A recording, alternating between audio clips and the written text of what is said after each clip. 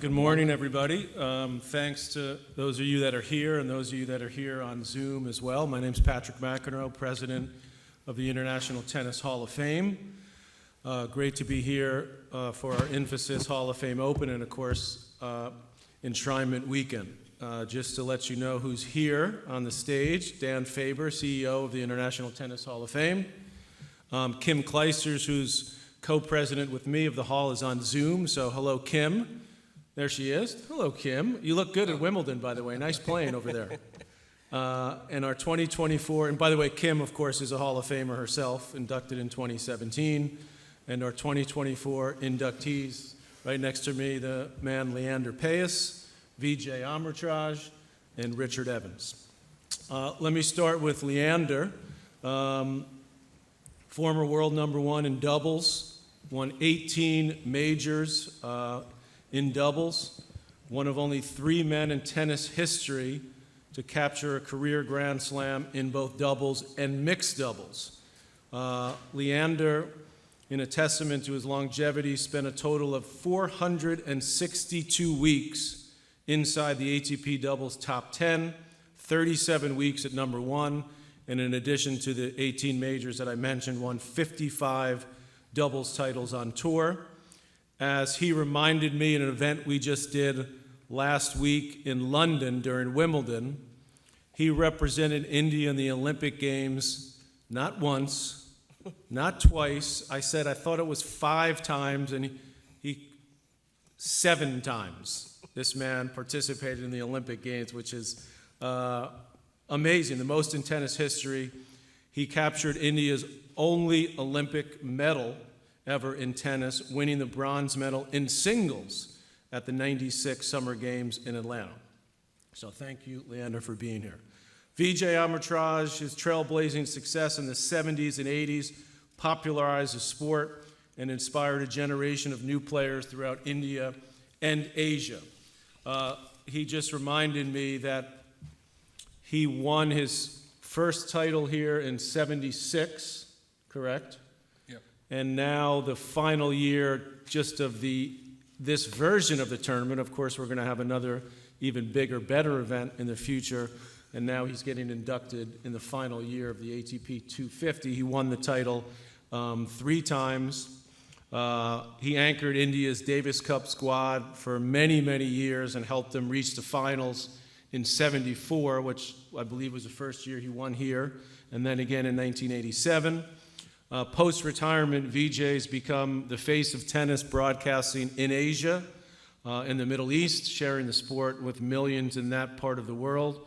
In 2006, he launched the Vijay Amritraj Foundation, which provides education, resources, and basic needs for women and children in India's neediest community. So welcome to you, Vijay. Our third inductee this weekend is Richard Evans. And for over 6 decades, Richard has been a preeminent voice on tennis as a journalist and a historian. He's reported on over 200 Grand Slam tournaments. Maybe we should add one more because I just saw you in London at Wimbledon, which was awesome. So he's been doing that since 1960. He's written 23 books, including anthologies on open tennis, the Davis Cup, and biographies on some of tennis's most legendary names, including, as he reminded me also in London, 2 books on my brother John. At 6 p.m. on Saturday, Leander, Vijay, and Richard will receive the ultimate honor in tennis in our enshrinement ceremony, followed by the enshrinement reception presented by Emphasis. Dan, who's our CEO, as I mentioned, it's been an awesome week thus far. Both of us just returned from Wimbledon, as so did these inductees. And what are your thoughts now as we get ready for our 2nd year of induction? 2nd year. Can't believe it's going that fast, but I had the opportunity to meet these 3 individuals more than just what I read on the paper and, just watching what you have accomplished over your careers, but I've had an opportunity to get to know you as individuals in London. And what a pleasure, what an honor it is to have done that. Because not only on the court clearly and what you've contributed to the game as a writer and so forth has been a game changer in the sport of tennis, but you guys have really had an impact in the lives of a lot of people just because of the inspiration and your own backgrounds. You had me teared up a little bit at that last little meeting we did in London when the two of you talked about how your mother had an impact on Leander. Very special. So I am super excited. Put a little pressure on Patrick and I, because then I said, we better get home as soon as possible. Yep. We've got to get this ultimate honor party going.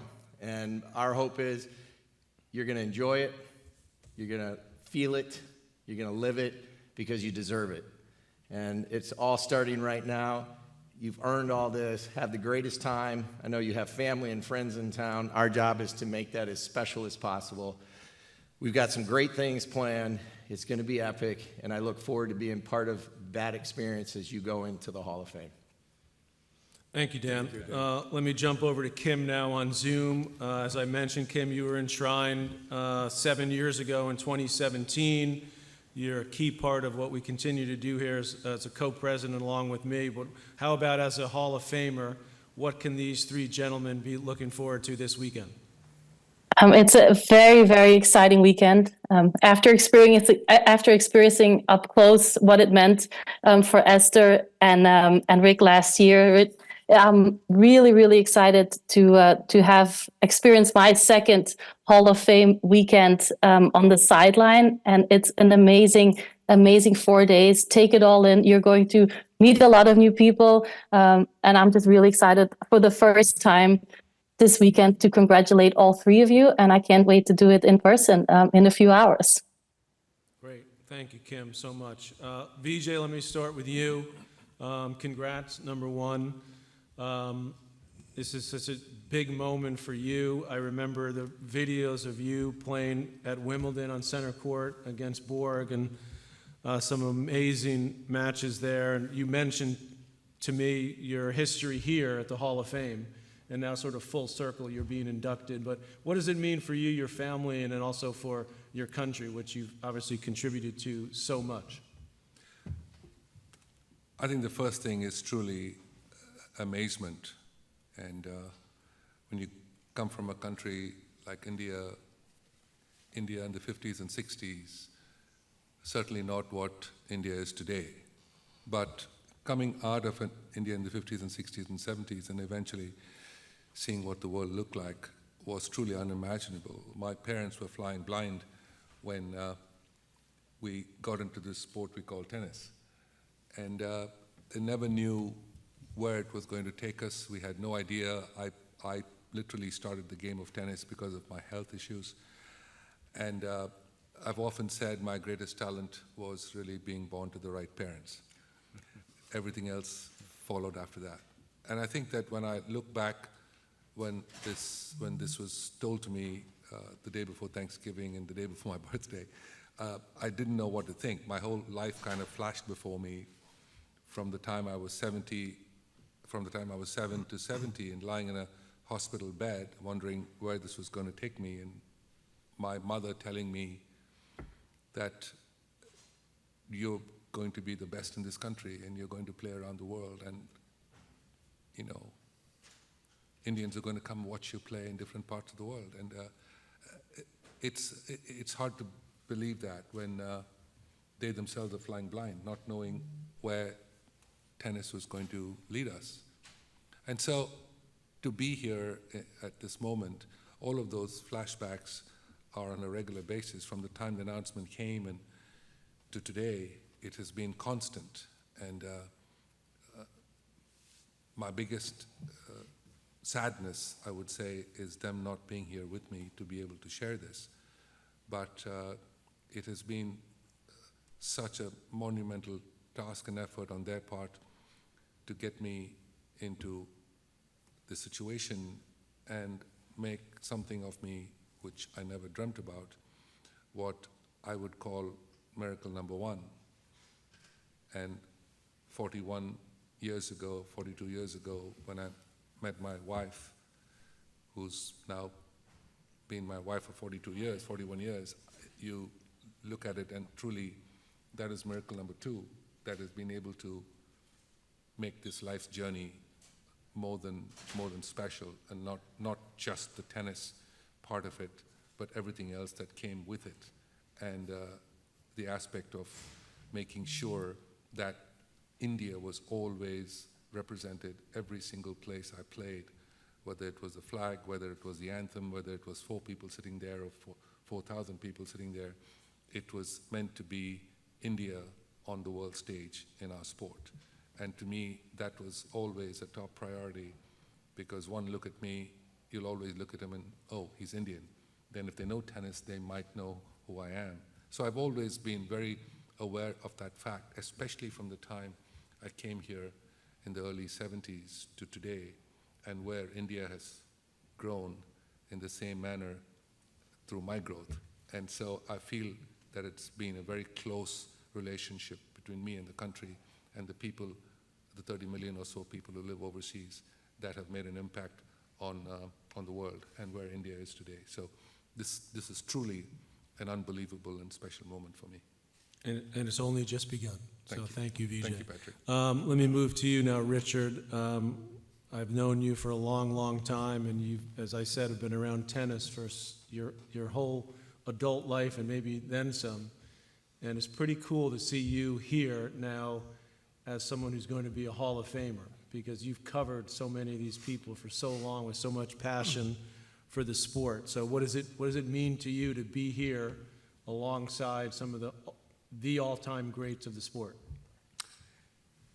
Well, Patrick, as you know, I've been, as you say, around tennis a very long time, and I've also been on the International Tennis Hall of Fame nominating committee for a very long time, probably 20 years or more.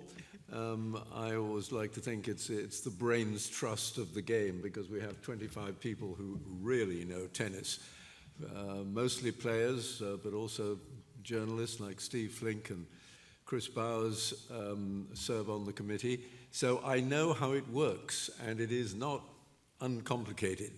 But it still came as an enormous surprise to me, and I was very honored to think that my colleagues on that committee felt that I should have my name put forward, and then to pass the quite high bar of 75% approval rate that you need from the 120 voters, journalists and Hall of Famers.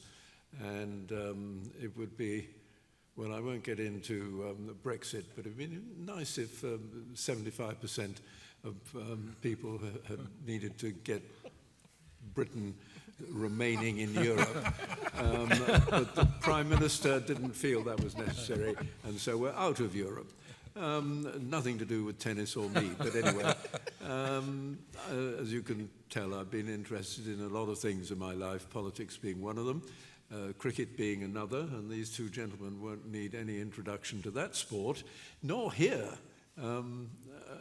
Our driver yesterday said there were 22 cricket clubs in Massachusetts, something I didn't know. Anyway, my career started because I was assigned to write Althea Gibson's copy at Wimbledon. I'd already been a journalist for about 18 months before I went in the British Army, doing national service, came out, got that assignment, and that really started my tennis writing career, because before then it had been all football, rugby, and cricket. And I'd watched tennis, I'd played a bit of tennis. I remember in my uniform in a club in Piccadilly on a black and white television watching Alex Olmedo beat Rod Laver in 1959. And everybody's forgotten that Rod Laver lost 2 Wimbledon finals before he started to win everything in sight. And it was great to see him at Wimbledon along with Ken Rosewall. But I came into tennis very fortunately at that amazing era of Australian domination, helped by their coach, Harry Hopman, the unbelievable array of talent from Lou Hode to Frank Sedgman to Ashley Cooper to Ken Rosewall to John Newcombe to Tony Roach. It was just absurd. They were all brilliant champions, and I was their age. So I had this huge advantage of being able to travel with a group of players who had, apart from Hopman, who stayed home, there were no coaches, no managers, no agents, no wives or girlfriends, except for odd occasion, traveling the world. So you can imagine that the Aussies knew how to travel the world. And they knew how to enjoy themselves on court, very competitive, and off court, less competitive. But it was great fun, and it was an enormous introduction for me into tennis because I was living it and sitting down to dinner every night and have Ken Rosewall try and explain why he was able to slice his backhand to Roy Emerson. You found yourself being in the thick of what it was like to be a top-class tennis player. So it was a wonderful school for me. It helped my writing. And then later on, I'd been doing it for about 10 years when I asked the radio producer of BBC if I might try commentating. And he said, oh yeah, that's a good idea. Meet me at Queen's. So I went down to Queen's, and they showed me the commentary box and put some earphones on my head and said, right, you're on. Nice introduction. It's called being thrown into the deep end. So, you know, you can either do it or you can't. I hopefully got better at it. I started off with Christine Truman as my summarizer at that particular moment at Queen's, and then at Wimbledon, I had someone called Fred Perry sitting next to me for 6 years, and that was another way to learn about tennis.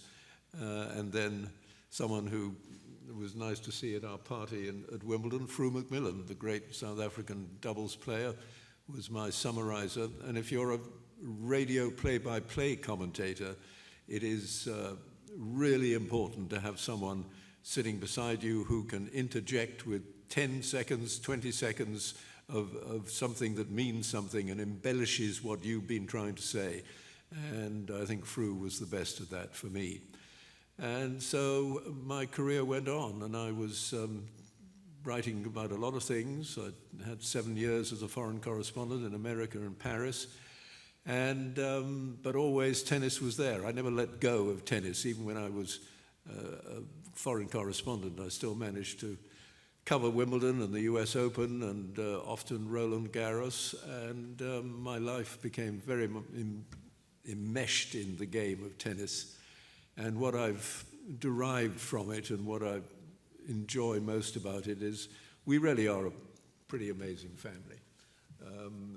The United Nations do their best, but if you want an example of how men and women from every conceivable background, race, creed, color, can all work together, play together, compete together, and basically remain friends on some level or other, then the tennis tour is it. And to be selected to be part of the very special family that exists within that broader family, the International Tennis Hall of Fame, is something obviously that I'm very proud of and surprised by and delighted to be here. Thank you, Richard. Well, those of us who know you are not surprised, so congrats to you. And just make you feel any better, that's how I got my start at ESPN 28 years ago. So that's still, nothing's changed there. All right, Mr. Leander Paes. I had the good fortune to actually play against him a few times, but that turned out to be the misfortune because not only did he have incredibly quick feet and was an amazing athlete, but had arguably the fastest hands I've ever seen in tennis, and I've seen some pretty good hands, if you know what I mean. So how about for you, being able to come here? You guys arrived last night. Give us your impression so far, and congratulations to you. Thank you, Patrick. First of all, a few of us are very blessed to be born into legacy. A few of us understand the pressures of being born into legacy. Today, sitting here at the International Tennis Hall of Fame, I wouldn't have ever dreamt it. Playing street cricket and street football barefoot back in Calcutta in India, one would have never dreamt that not just one but two young Indian boys get to sit on a podium with so much of legacy around us. Just sitting in this auditorium, one feels the amazing history, both Vijay and myself having won the tournament here several times, singles, doubles, getting to walk the lawns of the International Tennis Hall of Fame, getting to walk within the walls of the museum is just phenomenal legacy.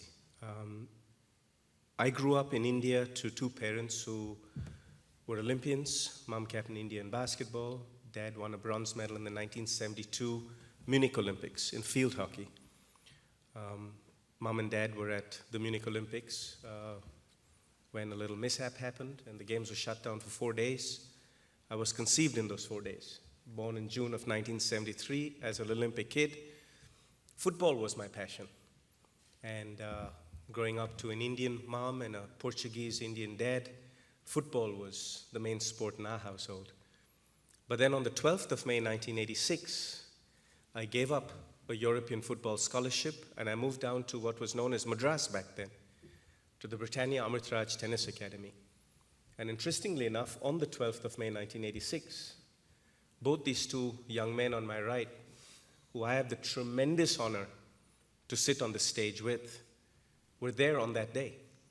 And Vijay and his wonderful parents welcomed me into an academy, gave all of us boys an opportunity that was very special back in India.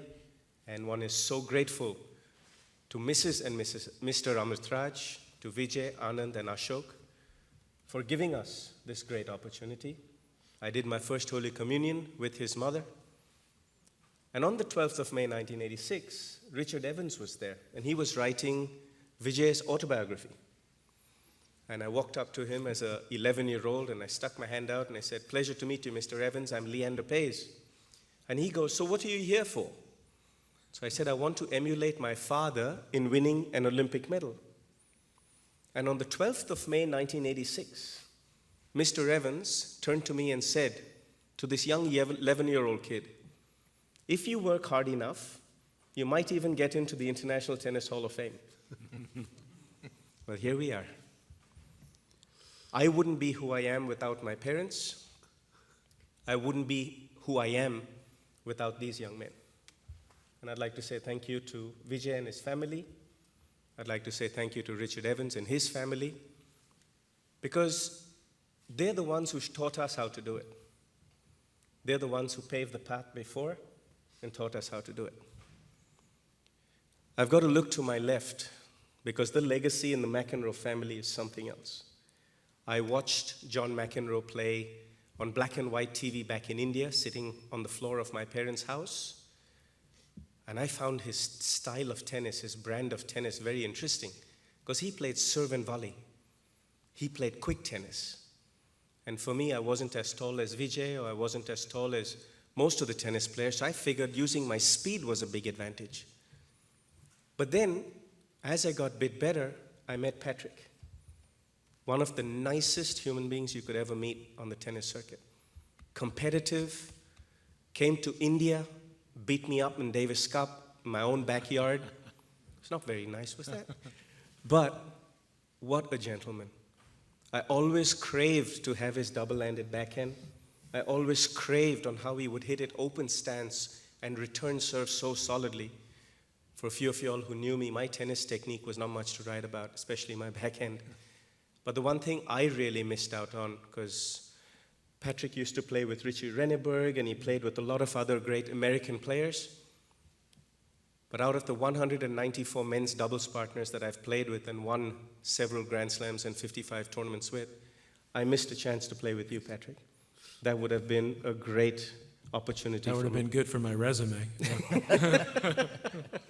I have so much respect for Mr. McEnroe, Patrick and John's father. He was a legendary man. To have two sons play at the highest echelons of our sport and the way they conduct themselves, especially this one, someone I look up to a lot. Captain Dan, as I call him, from my favorite movie, Forrest Gump. Captain Dan comes from an educational background, and the conversations that we talk about is very inspiring, and that's why I bring this up. What the International Tennis Hall of Fame stands for is something that I'm still learning. And I'm so positive and so encouraged with the youth program that Dan and the International Tennis Hall of Fame are doing.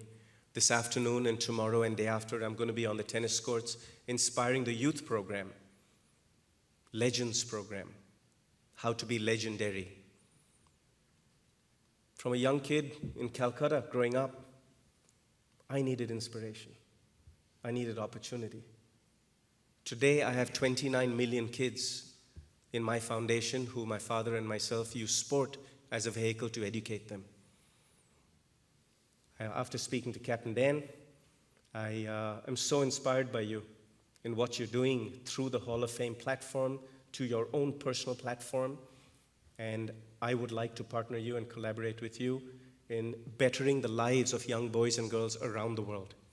I would like to take International Tennis Hall of Fame around the world to motivate young kids to learn a vocation, to learn a skill on how to educate themselves better, on how to earn a living and put food on the table and roofs over our head.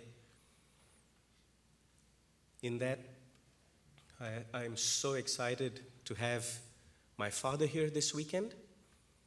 My dad's in his 18th year of Parkinson's, and he made the trip out yesterday, 27 hours all the way. He was hoping to be here this morning, but unfortunately he's not feeling great, so he's back in the hotel, and I hope he'll be fine on Saturday to come and be here, because without our parents, we're not much.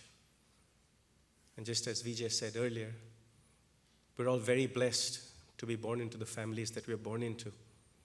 Our parents are our North Star. Our parents are our first heroes, our first superheroes that we want to emulate. I cannot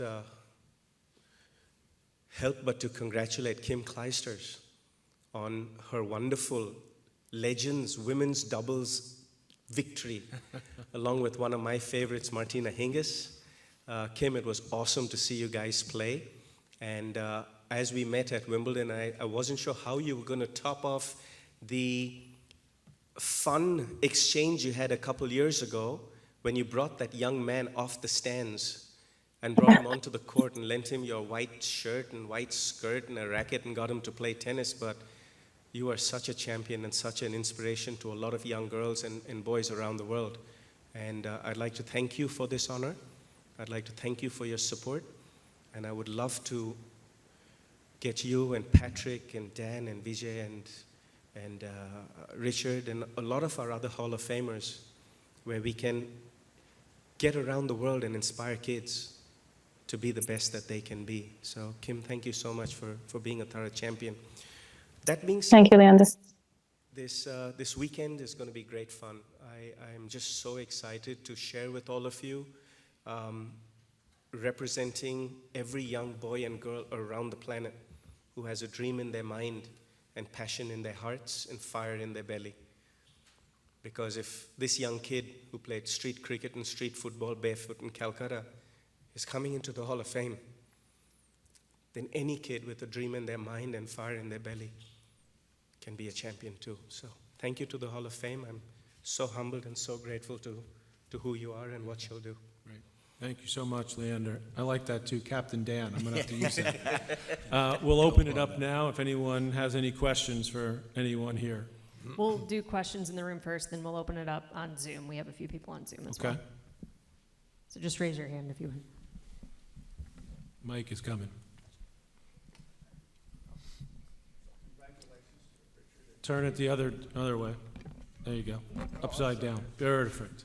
Congratulations to Richard, Vijay, and Leander. And I'd like to ask Vijay, this goes back to 1976, when you came here with 16-player invitational in September. And you won that. Then you won in 1980 and 84. I thought that was great, that it was like an Olympic year. And could you tell me your feelings coming here? And it seemed you were a natural for grass because growing up in India, and you seem to be able to use that as a great asset for you when you played here. Could you talk about how comfortable you were on grass here? Well, first of all, I think in 1976, you and I, amongst this group, you and I might be the only ones who remain from that event here. So it's nice to see someone from 1976 here at this at the event. But the interesting thing about coming here to play on grass was two things. One was the fact that I always enjoyed playing on grass. I had good years at Wimbledon, obviously some very good matches, and the grass truly suited me at the championships. And the grass here actually stayed low for me, and I always felt that I could have some good success here. That was the first thing. The second thing, of course, it was such a quiet and quaint town, especially in those days, that after Wimbledon of 2 weeks, you really wanted to come and go to the little Odeon cinema down in town and see any and all movies that came out. I think I went there every day after matches. And stayed at the same hotel. And it just gave you a feeling of, kind of going back in time, especially after the 2 weeks of the championships. So winning here in '76 was very special to me. It was the year, Jimmy Carter won the presidency. And strangely, I came back 4 years later to win again in 1980 when Reagan became president, and then, of course, got reelected again in '84. And again, it was Olympic year, and it was the first year in '76, and I was just thinking about it today as I was coming out here, that this is the last year of the tournament as we know it, and this is the year of my induction. Superstition in India is a big deal. It's always meant a lot. Leanne and I know this very well. So we always, there's something to it. I said, no, we're fine. It just happened. And the coincidences of it. But at the end of the day, when, I look back to where I started, and we started on clay at home, as I said earlier, because of health reasons. That's the reason I got into tennis. It never knew where I would get to. But to be able to then play better on grass as I got moving forward, though I did have some decent wins on clay, including a guy who won 5 French championships or 6 French championships during my time. But I think the important aspect here was the fact that we were able to play for the long duration of time that we did, playing singles and doubles for 20 years, and also 20 years at Davis Cup, and so on and so forth. That kind of gave you a longevity that was the most important part for me, to be able to represent the country for such a long period of time. And, in the Open era, we've only been to the final twice in the Davis Cup, '74 and '87. And so for me, that was the be-all and end-all of tennis. The championships at Wimbledon, the Davis Cup, and that was it. And I was very blessed to have done it for such a long period of time, in spite of injuries and illness and so on and so forth, singles and doubles, every single match that we played. So it was an amazing aspect for me, because growing up, that wasn't meant to be, when you grow up the way I did. And my mother going to school and sitting and taking notes and coming and teaching me in a hospital and hoping I'd pass an exam, which I never did. And it was one of those moments that surreal, especially when something like this comes along, and the most important thing that you could possibly achieve in tennis as an ultimate honor. And I always feel that, I stood on people's shoulders to be able to get here, that honestly, it means more to me than anything else. And as Leander rightly said, that it is truly something that everyone should aspire to in any sport that you play, that the impossible is truly nothing, especially when you have parents like I did. I'm not going to remind you, Vijay, that it's 2024 and another election year, so I won't ask for your prediction. I'm certainly not going to ask Richard for his predictions. The political, who knows how long we could be here. Any other questions? I'd be interested in the views of any or all of the 3 inductees on how we can use the fame of tennis, the high profile of tennis, to really encourage youngsters around the world to make the best of themselves. I know Leander's talked about his mere 29 million kids initiative, and Vijay, I know you've been part of, you have your foundation. Richard was also part of the Grassroots Inner City Challenge. I'm just concerned that tennis is not just about generating new champions. It's about almost, in some places in the world, can be about giving kids an education, a framework. I'd be interested to know what any of the three gentlemen have to say about how we can make best use of that. That's a fantastic question. This is the part that inspires me so much, because I feel like when you look at all the 200 plus inductees who are Hall of Famers now, every single one of them have phenomenal brand value, not just in their country, but globally. When you look at the sport of tennis as well, you got so many different governing bodies. You got the International Tennis Federation, you got all the 4 Grand Slams, you got ATP, you got WTA, to name a few. In each country, you have an own association. And this is what really encourages me with what the International Tennis Hall of Fame is doing with building young legends. And the reason I find your question so pertinent is that it's not just the top of the pyramid to produce champions or produce Grand Slam champions or Olympic champions or number ones in the world. Yes, that will happen. But I feel like if we all get together as a group at the International Tennis Hall of Fame and look at the grassroots programs around the world and the feeder system, because like you rightly said, for some kids, even having a tennis racket in hand is a massive sense of inspiration.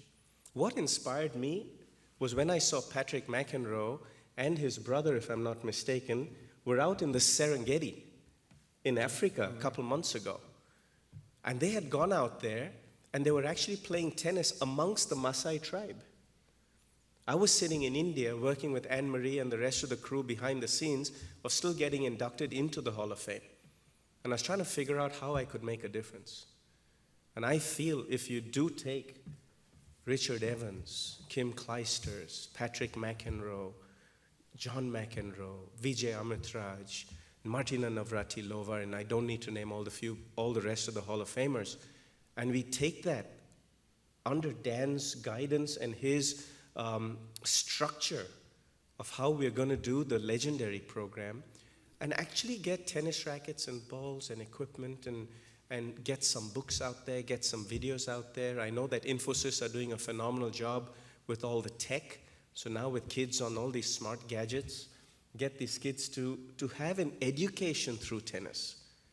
I believe that we Hall of Famers can make a big impact in the world to not only build champions, but exactly as you rightly said, to put food on people's tables, to teach them a vocation to earn a living. Let's not forget that tennis was and is the only sport in the world that started with equal prize money for girls and for boys. The only sport in the world that had equal opportunity for boys and girls. And thanks to Title IX in NCAA, you got equal scholarships. I think tennis is a huge blessing for all of us to educate ourselves, and we're part of the 0.1% who have won Grand Slams and have become Hall of Famers. So it's almost a great sense of responsibility. I love that responsibility to help kids. My dream is over the next 15 years to partner with such great people to take that 29 million to 250 million around the world. And I think that that would be a life really well led, to be able to encourage children to earn a living and stand on their 2 feet. And in India, we know how many kids are on the street with no opportunity. So I played on the street with them when I was a kid. So I'm very passionate about that. I think the International Tennis Hall of Fame, through the Building Legends program, can do wonders across the world. I think we have some material for the commercial we're going to do on Be Legendary there. Thank you. Beautiful. Any more questions? Yes. My name is Himanshu. I'm a volunteer with Indian Tennis Daily. First of all, congratulations to all three of you. As a kid growing up in India, I have watched and read about Vijay Amritraj and his triumphs at various major tournaments and in various Davis Cup ties representing India. As a college kid, I have celebrated Leander Paes' Olympic medal. So obviously this is a very proud moment, and I'm fortunate to see this in person. The question is both for Mr. Amritraj and Mr. Paes. This is a proud moment, especially for tennis fans from India. What message would you give to the young Indian tennis players from India and to the administrators of Indian tennis so that we have more of these moments in the future of Indian tennis? Thank you. You better go first on that one. Sure. Go for it. Firstly, I think that it's a very, very proud moment for all Indians across the world. So Vijay has been a beacon of inspiration to every young kid in India, that how with hard work and passion you can become a champion. I worked hard over my 38-year career to inspire young kids that they can be champions as well. So just on the eve of getting inducted into the International Tennis Hall of Fame, there is a reason why we wear our Indian pins on our jackets. It's a very proud moment to take 1.4 billion Indians into the Hall of Fame. I've always been a person who believes in inclusivity and togetherness. And I believe that as much as 3 of us sit here representing ourselves, our families, our sport, we also represent the world. And how we conduct ourselves makes a big impact to inspire people. So it's always a touchy answer when you talked about association and governance and things. But I always believe that if people work together, you can always have great positive solutions. So big honor to take India into the International Tennis Hall of Fame. There's a reason that I've put my Davis Cup jacket and blazer in the museum. There's a reason I've put my 7th Olympic tracksuit in the museum. And most importantly, on how humbled and honored I am to be a Hall of Famer, I've also shared my Olympic medal. India's first tennis individual Olympic medal is going to be sitting in the Infosys International Tennis Hall of Fame Museum, because I think it'll be in safe hands, in great hands, and hopefully will inspire a lot of kids around the world to be champions as well.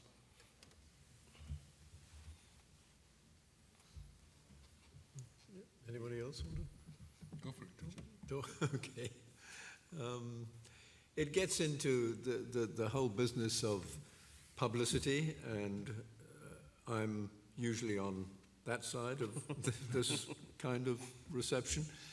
And one of the things that has always frustrated me has been, especially in America, the lack of coverage for tennis. Obviously, the New York Times now does a fantastic job at the US Open, and local papers generally do a great job, but without publicity, without getting people interested. And one of the examples I'm talking about that we were fighting all the time, and I've been at it ever since the 1960s, is this idea in America that golf is so much more important than tennis. And one example was the Palm Beach Post one day took 3/4 of a page to cover a seniors golf tournament in Florida. Fine. At the bottom of that page, Andre Agassi retires. Now, I would take issue with the sports editor, because I think Andre Agassi retiring is rather more important than a senior event of golf in Florida. But that is an example of the attitude that doesn't give tennis breathing space. And as Charlie Passarella said, tennis doesn't punch its weight in the marketplace. It does in many ways. The 4 Grand Slams are 4 of the biggest sporting events on earth, and they all make a fortune, and that's wonderful, but it doesn't go down deep enough. And tennis is the 3rd most followed sport in the world, cricket being number 2, thanks to the subcontinent. No, the tennis is behind cricket because of the subcontinent, where you just come in with a lot of numbers, and we need to build on that. And one of the most promising things I've seen watching on television from Florida, Madrid and Rome this year, I noticed with the close-ups in the crowds, that the center courts were full, hardly surprising because those two countries produce and are producing such a fantastic new wave of champion players, but also that the crowds were young. And in Rome in particular, hugely enthusiastic to the point of almost being like a football crowd. But they were young. There were a big percentage of the crowds in Madrid and Rome in particular, other places as well, but those two I noticed were under 30. And that is great for the future of the sport and necessary for the development of the sport. But as Leander was saying, we need to take it into countries that don't have great facilities. We need to get into Africa and obviously India, where more things are happening. But tennis is a great activity, pastime, and profession for the next generation.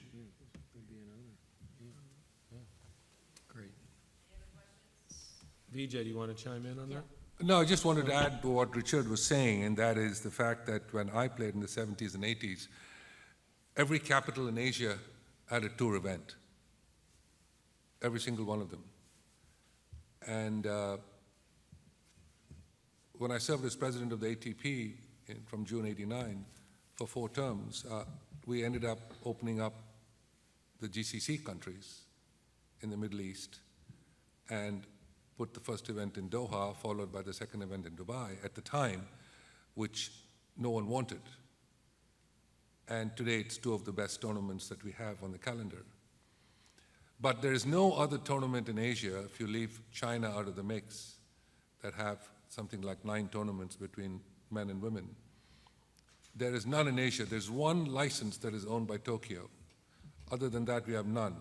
We had tournaments in Manila, Hong Kong, Bangkok, Kuala Lumpur, Singapore, Ho Chi Minh, and including Tehran. And today we have none of that. We have no tournament in Africa, perhaps Marrakesh, it's on its last legs perhaps. And the tournament that we had in India that I had brought in there 25 years ago, we had it, was successful, moved it to Pune after Chennai, and now that event is out of India as well. So a country like India doesn't have a tour event at all. We were lucky to get a WTA event 2 years ago due to COVID and China couldn't run it, so we leased an event. My whole point here is that unless we have crown jewels, what 250 for our part of the world would suffice. It would be great. And I think there are enough room in India to have 250s in 2 or 3 cities. We have enough cities in Asia that want to have 250s, no question about it. The growth of tennis cannot be determined only by North America and Europe. Last year's final in Turin had all 8 finalists were from Europe, all 8.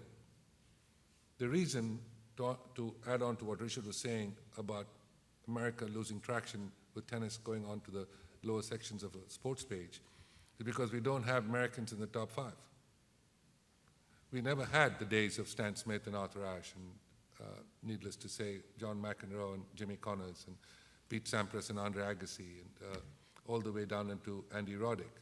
And so I think when we look back at that and the days of the Europeans, when the courts got slower, the balls got heavier, and the Europeans started to do a lot better in the singles, not since the days of Newcomb and Roach, as we were talking about, the Australians and the Americans played each other in Davis Cup in those great matches. So I think we really have to reconsider the positioning of tournaments and the global aspect of the sport. We are the second most global sport in the world after FIFA, after football, soccer as we know it. And there will always be local events. I mean, cricket is magic in India. Cricket in India is a religion. It's not a sport. As it is here with NFL. But I think when we played in the 70s and 80s, every tennis tournament, major tennis tournament, was on network television. ABC, CBS, NBC. And today we don't have one tournament, tennis tournament in the world on American networks. ESPN and TC carry it. It's Grand Slams of tournaments. So I think it's very important from a PR standpoint, from an exposure standpoint. Unless you go into a country, we're not going to know how well they do. Nairobi wants a tournament. Lagos wants a tournament in the African continent. Cape Town used to have a tournament. Joburg used to have a tournament. We don't have any of those events anymore, and I think it's important for us to concentrate and really look at where economies of the world are going to be always fluctuating. And there are going to be, times when Europe moves up and America goes down and vice versa, and same with Asia and South America. I think it's important for us to be able to have a presence in all continents in the world as far as our sport is concerned. That is the only way we'll be able to develop more players.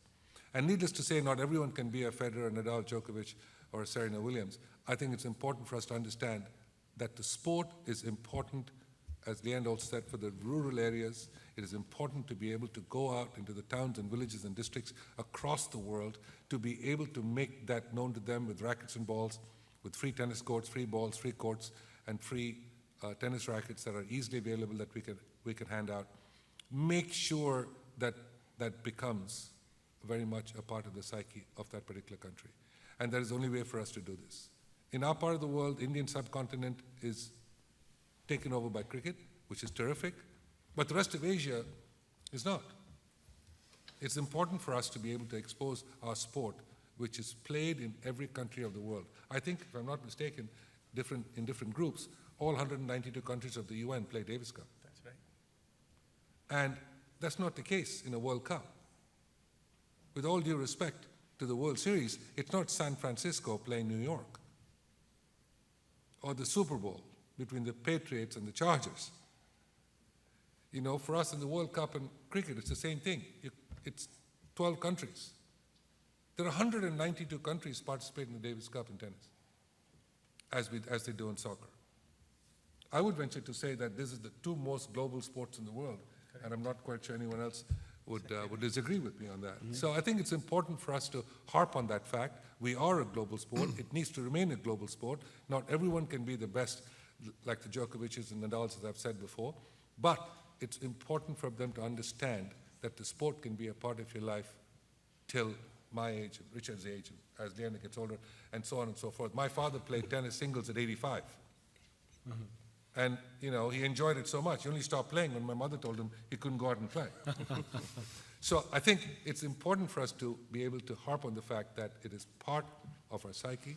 It brings families together, it brings communities together, and truly it brings countries together. And that is exactly what we need to do with our sport. Right. Yeah, here. I think we're good on Zoom, so thank you, gentlemen. Really appreciate this. Enjoy the weekend. Thank you so much. Thanks, everybody. Thanks, gentlemen.